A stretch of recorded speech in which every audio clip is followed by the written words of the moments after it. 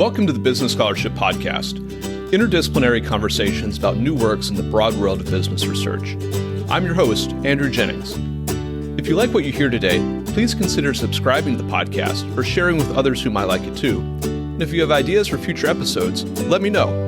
My email address is andrew@andrewkjennings.com, and I look forward to hearing from you.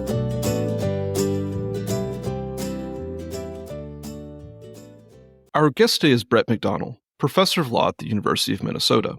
We'll be discussing his article, Stakeholder Engagement. I'll add a link to the article in the show notes for the episode. Brett, welcome to the Business Scholarship Podcast. Thank you very much for having me, Andrew. Brett, one of the central debates in corporate governance over the last few years, or maybe even the last number of decades, has been to what extent the firm should be governed exclusively for the benefit of shareholders, or to what extent it should be governed also for the benefit of a broader world of stakeholders like employees, customers, the community at large, and so forth. When it comes to governing for the benefit of shareholders, the question of how does management of a firm engage with those shareholders is a pretty well-established question. There are embedded structures within the corporate law for shareholders to weigh in through voting for directors, nominating directors, voting on extraordinary transactions. There's a proxy process by which management and shareholders can communicate, or at least management can communicate with shareholders.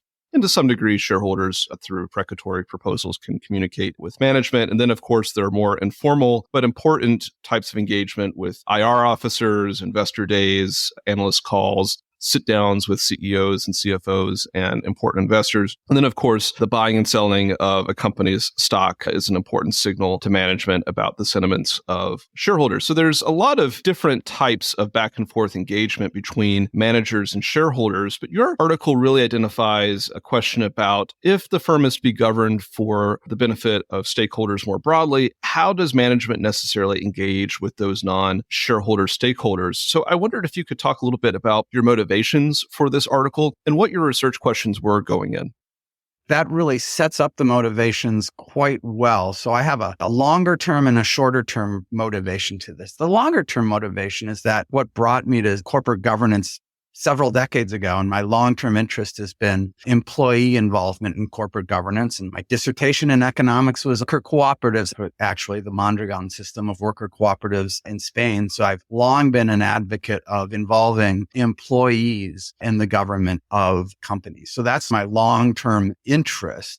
And then more short-term, as you say, there's been all this talk recently about ESG or sustainability or corporate responsibility, or more especially stakeholder governance. That's a term often used, stakeholder governance. But as you say, mostly when people talk about stakeholder governance, they're talking about governance for stakeholders. To what extent do and should companies take stakeholders' interest into account? But they're not talking about governance by stakeholders, which is really what I have long been interested in, as I say, particularly one important group of stakeholders, the employees. I've long been sympathetic to the stakeholder governance idea, but critical in that it's not really focusing on involving those stakeholders themselves in governance. So that's been my long-term interest. And then more particularly what drove me to this paper is as I was doing some talking with shareholders and managers and lawyers who are involved in the shareholder engagement process, specifically in work on climate change and work that's been done to try to pressure companies on climate change. As I was talking to them about the kinds of shareholder engagements that you mentioned in your questions,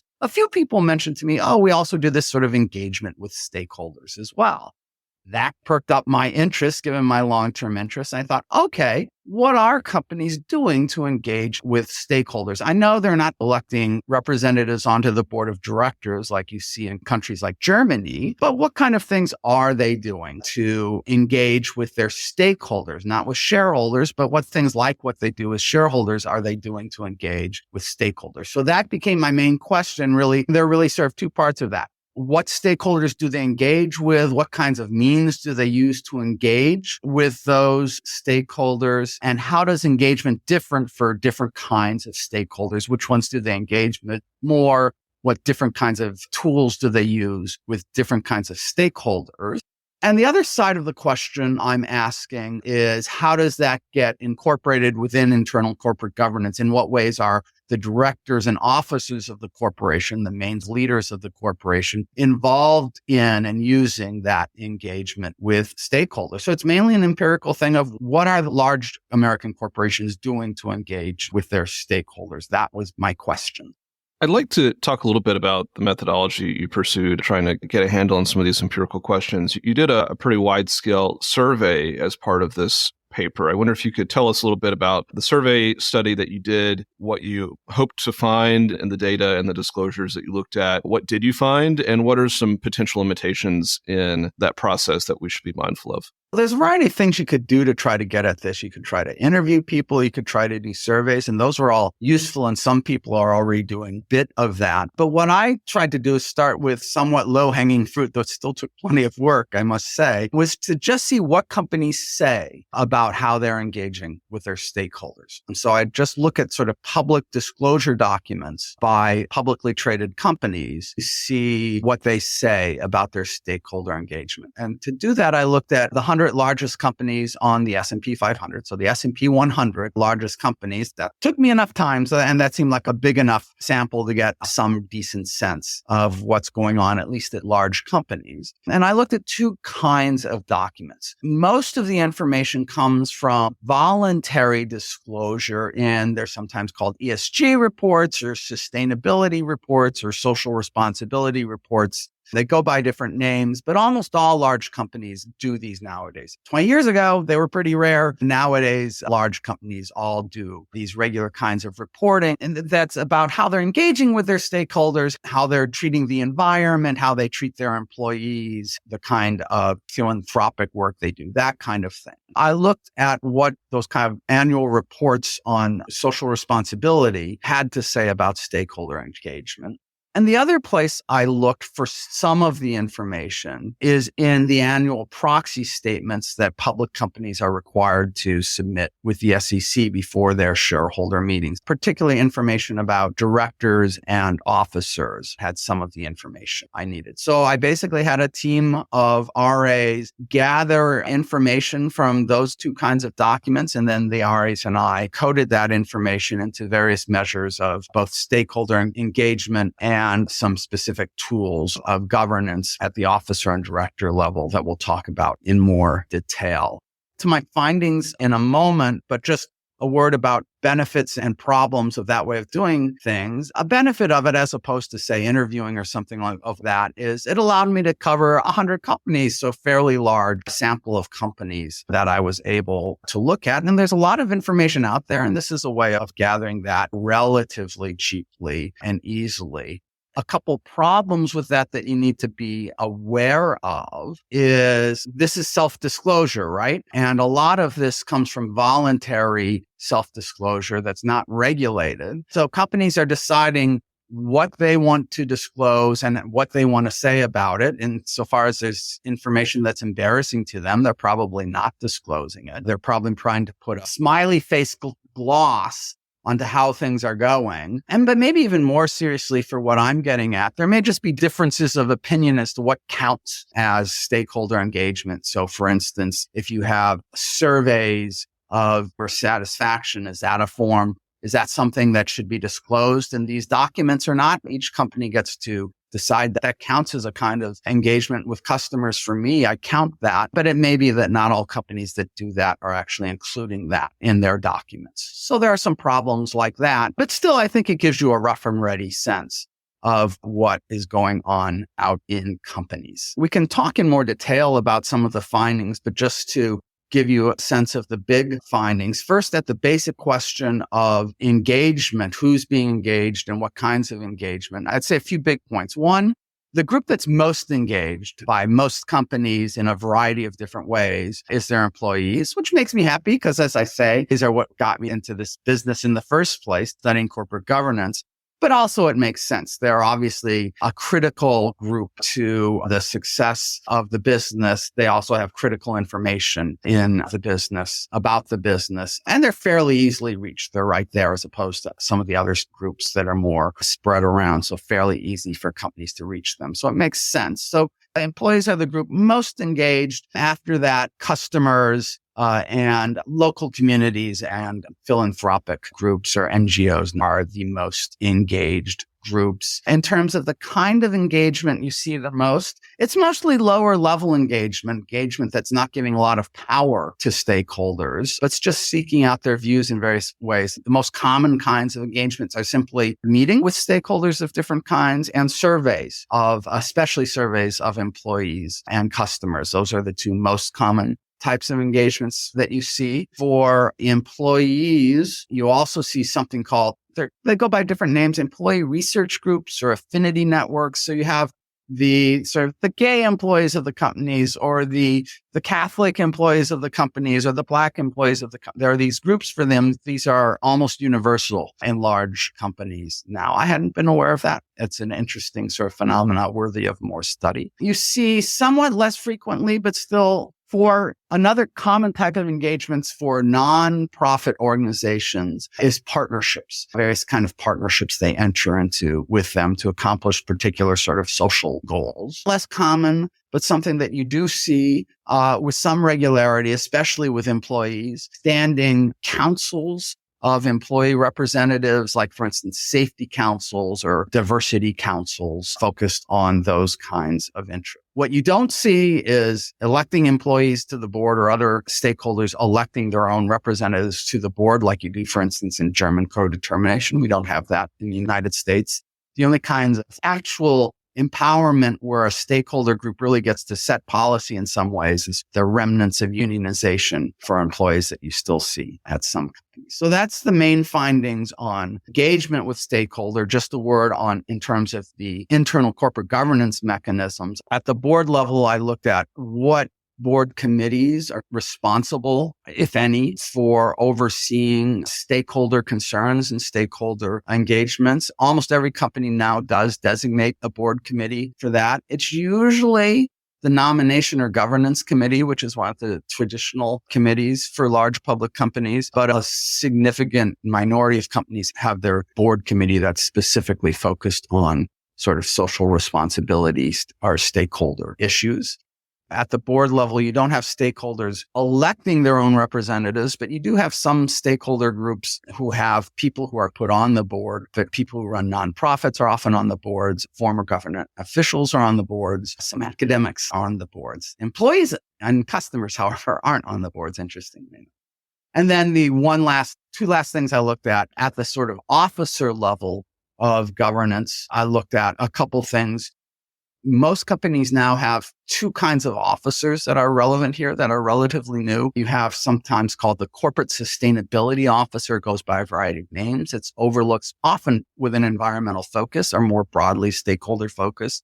And you also have chief diversity officers focusing on diversity and equity issues in the workforce. And the last thing I looked at is executive compensation. And there's a growing trend to have some components of compensation tied to various stakeholder issues, the environment or diversity measures, things like that. And I found a majority of companies say they do something like that, though honestly, the disclosure there is pretty hard to parse exactly what they're doing. And it looks like they're mostly not doing, there's only a small part of compensation that's measured in not very precise ways, but still there's a lot of growing attention being focused on executive compensation in this area as well.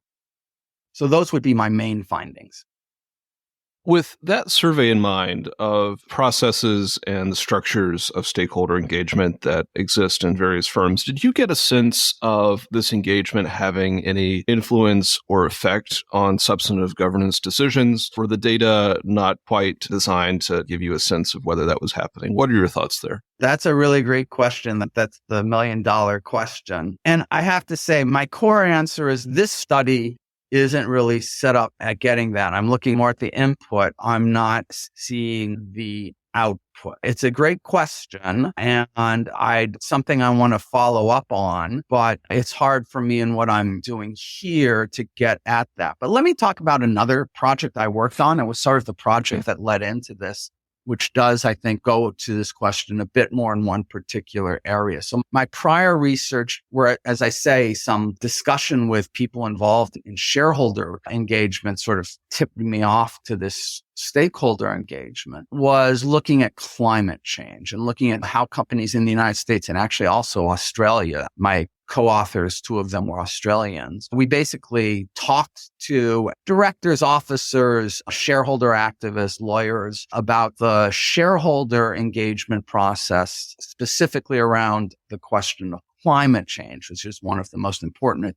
the main part of the E and the ESG, environmental, social, and governance. And one thing we tried to get at there in asking questions was exactly this question you're asking. After we talked about what are you doing to engage with shareholders on the environment? What are you doing in terms of disclosure? How have things changed? After looking at this, we asked, is this actually affecting anything the company does? And the results were discouraging, not honestly surprising to me, but discouraging. For the most part, the participants really couldn't point to any sort of specific impact they had. The people in the company were basically saying, yeah, we're already doing this stuff anyway. All this engagement really just helps us get our story out there better than we were doing before, but it's really not changing things. That is what people were telling us, although that was already 5 years ago, and things are changing quickly in this area. So what one hopes is or will happen over time as these kind of mechanisms get more entrenched in companies and become more expanded is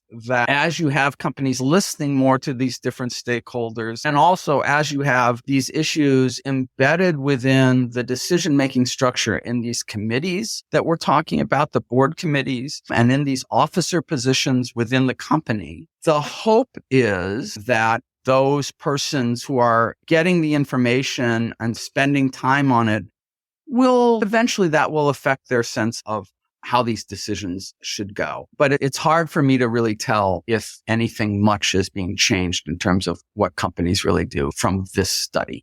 One of the limitations of the data that you note in the paper and in this interview is that, one, it's voluntary, so there could be some cherry picking involved in this sort of stakeholder engagement reporting. And then two, it's fairly inconsistent across firms, and you identify these as problems. Do you have any thoughts on how to maybe address these problems going forward? Yeah, so I have specifically on the question of stakeholder engagement, I do have some suggestions on what you could do to improve disclosure. Obviously, there's been a lot of discussion going on around making some of this voluntary disclosure we're talking about mandatory, right? And the two leading examples where there has been initiatives by the SEC so far are on climate change, which is still pending, and also on human capital governance. So that's sort of your management of your workforce where something has already been put in place and that may get expanded in the future. So there's obviously ongoing discussion about to what extent should we take all these different voluntary disclosure that's out there with a lot of different standards and try to standardize it through mandatory disclosure. Specifically on the question of engagement, it wouldn't be that hard to ask companies to say, what are the main stakeholder groups you are important to your company, and what do you do to engage with them, and lay out the kinds of engagement in particular that they should discuss in that, sort of the main categories I discussed in my findings. Surveys, meetings, social media, councils, research groups, that kind of thing. So lay out categories and engagement. And this can actually all be done in a nice chart. So the gold standard when we were doing our research and trying to get at what companies were doing here that made just our task so much easier for the companies that didn't is ones that had a simple chart. They had on the rows the different kinds of stakeholder groups, and they had the different kinds of engagement meetings, categories I just laid, and they just, in each box of the chart, they laid out for employees, here's what we do with surveys, here's what we do with meetings. Here's what we do with councils, et cetera, et cetera. They're just really neat and easy to read, and you can pick up the basics of what's going on there. So a chart on stakeholder engagement would just be a nice way of visually, in a concise way, communicating the basics of what you're doing in stakeholder engagement. The other sort of specific disclosure recommendation I make in the paper is on the question of executive compensation, where we already have a lot of disclosure on executive compensation, but this disclosure on what they're doing in terms of non-financial measures is still, it's very spotty and very imprecise. And again, you could ask for more precision and more sort of pointed questions there about if they are using non-financial measures, do they use specific quantitative metrics? And if so, what metrics do they use? What percentage of compensation is tied to specific financial metrics? You could ask for more precise measures, quantitative measures of what's going on there. So those are the two areas of disclosure that my experience of trying to look through all this disclosure suggested to me you could fairly easily get some clearer, better disclosure. Could you talk a little bit about the contribution you see this paper making to the existing literature and the existing debates on, say, stakeholder governance and ESG? There's an empirical and a normative side to what I'm trying to contribute. Empirically, it's just pointing out that all this stuff is already going out there. Companies are already engaging with their stakeholders in a variety of ways, and that matters and is valuable. It matters as a form of accountability. It's a way of helping companies stay honest to these different groups, their behavior impacts. And it matters as a way of getting information within companies about how you're doing and how you could do things better. So part of it is just drawing people's attention to that there is this phenomenon out there. It's already going on, and here's what's happening. And here are outstanding questions about what's happening and the effect that's having that could be done in future research. So that's the empirical side of it. Then there's the normative side, which asks, is the engagement that's happening, is it accomplishing anything positive? And could one go further?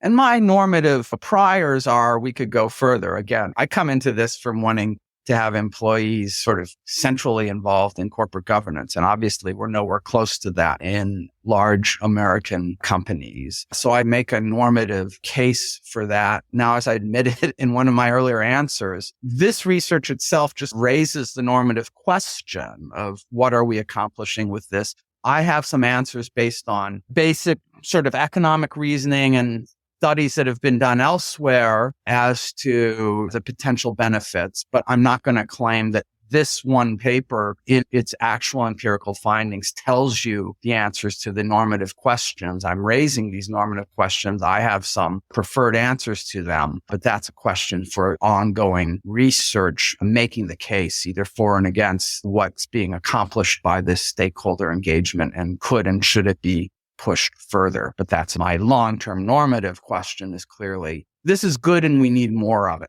What key takeaways would you like listeners to have from the paper and from this interview? So a couple. Stakeholder governance doesn't have to be just governance for stakeholders, looking out for the interests of the stakeholders. It can have elements of governance by stakeholders as well. Companies can involve stakeholders in letting them know about what's going on in the company and what could be done to govern the company better. Two, it's already happening at low levels. We're already engaging stakeholders in many ways. It's important part of what companies are doing. It's a fast developing area. It hasn't gotten much attention from corporate governance scholars to date, and it's worth paying more attention to what companies are already doing here. And the third point is we could do a lot more. And in particular, the governance we do right now is mostly at a lower level of just seeking stakeholders' views on various elements of how the companies are operating. The next level is actually more actively involving stakeholders in the affirmative decision-making process itself. We're not seeing much of that so far, and I think it's worth experimenting in that way to getting stakeholders and especially employees more actively involved in corporate decision-making. Our guest today has been Brett McDonnell, professor of law at the University of Minnesota. We've discussed his article, Stakeholder Engagement, and I'll add a link to the article in the show notes for the episode. Brett, thank you for joining the Business Scholarship Podcast. And thank you very much for having me. I've really enjoyed talking with you.